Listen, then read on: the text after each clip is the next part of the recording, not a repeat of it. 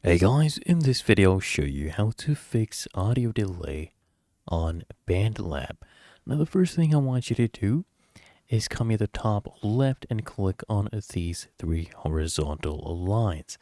And from this drop down click on settings, and from here I want you to hover over count in.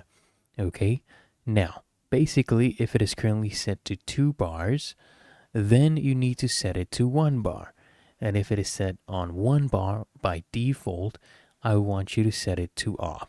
So play around with these settings.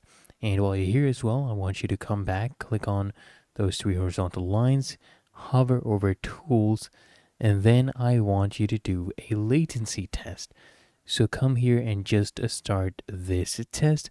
What this is going to do is going to do a round trip latency correction.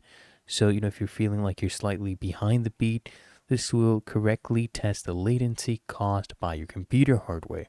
So you can do that, and that should fix your issue. If you found this helpful, make sure you smash the like button and subscribe to QuickFix